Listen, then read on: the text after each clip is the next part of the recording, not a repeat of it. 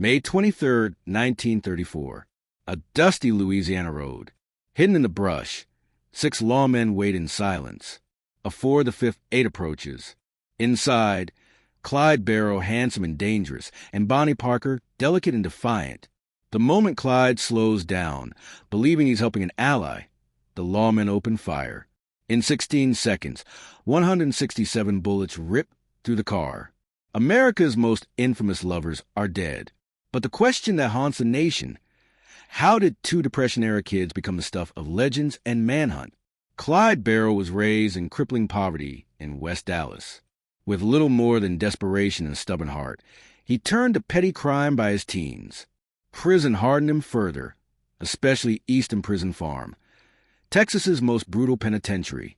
Bonnie Parker, a small, artistic woman with a gift for poetry, was trapped in her own cage. A failed marriage, low wages, and big dreams. They met in 1930. Sparks flew instantly. Within weeks, Bonnie was smuggling a pistol into jail for Clyde. He escaped, was caught, then released in 1932.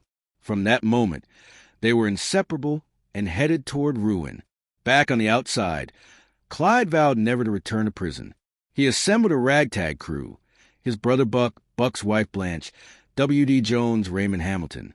Together, they formed the Barrow Gang. It started with gas stations and small shops. But with Clyde's strategic mind and growing thirst for danger, their crimes escalated to armed robberies and shootouts. One botched heist turned deadly. Clyde shot a store owner in Hillsborough. From that moment, they weren't just robbers. They were killers. Bonnie never fired a shot, they say, but she posed in photos holding pistols, a cigar clamped between her lips. Those photos, left behind after a police shootout, made headlines. She became the gun-toting cigar girl, a scandalous beauty fueling America's obsession. Cops thought they were raiding a bootlegger's lair. Instead, they walked into a hornet's nest. A shootout erupted. 2 officers died. Bonnie and Clyde fled, leaving behind weapons, journals, and undeveloped photos, the very ones that made them famous. Now the public couldn't get enough. They weren't criminals. They were celebrities. From Joplin to Platte City to Iowa, they left a trail of blood. Clyde's Browning automatic rifle cut through steel and bone. Bonnie, injured in a car crash, walked with a limp, her leg burned to the bone by battery acid. They robbed banks, stole cars, kidnapped lawmen, and shot their way out of ambushes. America cheered and winced at once, but their luck was thinning. Buck was mortally wounded in Iowa. Blanche was captured. Raymond was executed. Only Bonnie and Clyde seemed uncatchable. Texas had had enough. Enter Frank Hamer, a legendary former Texas Ranger. Quiet, relentless, and tactical, Hamer began charting Bonnie and Clyde's every move. He realized something important: they always circled back near home. Bonnie and Clyde couldn't resist visiting family in West Dallas. That sentiment became their fatal flaw. In April 1934, Clyde orchestrated a jailbreak at Easton Prison, freeing Henry Methvin. Henry's father, Ivy, offered them shelter. But Ivy was growing tired of the law's pressure. He struck a deal with Hamer, helped trap Bonnie and Clyde in exchange for Henry's pardon. Hamer agreed. Ivy parked his truck on a rural road with a flat tire as bait. Bonnie and Clyde were expected to stop. They wouldn't leave an ally stranded. That loyalty cost them their lives. May 23rd, 1934. Bonnie spots Ivy's truck. "That's Daddy Methvin," she tells Clyde. Clyde is shot in the head before he can reach for his gun. Bonnie's scream fills the pine air. The officers keep firing. 167 bullets. Bonnie and Clyde die instantly, their bodies torn apart. The Ford rolls into a ditch, horn blaring, blood dripping down the windshield. The car and the bodies were put on display. Thousands came to gawk.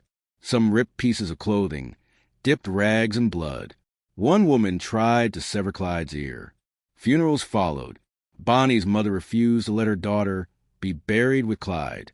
"That gangster," she said, "led her to hell." Public opinion split.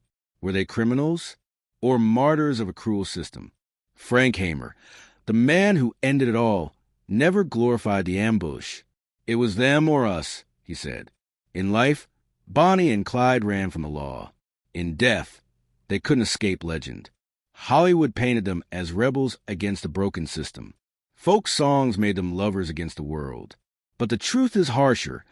13 dead, including 9 lawmen. Families destroyed. Innocents traumatized. Still, in between the smoke and blood, something undeniable lingers. They loved each other madly. Bonnie's final poem predicted it. They'll go down together, and they'll bury them side by side. To few it'll be grief, to the law relief, but it's death for Bonnie and Clyde. Today, the ambush site is just a quiet bend in Highway 154. Visitors leave flowers. Some swear they can hear an engine on the wind, or the faint sound of a woman's laugh carried by the trees. The car they died in is displayed in a Las Vegas casino. Tourists take selfies beside it. Their story endures, not just as a cautionary tale, but as a dark love song echoing through time. Say Bonnie and Clyde answers, always,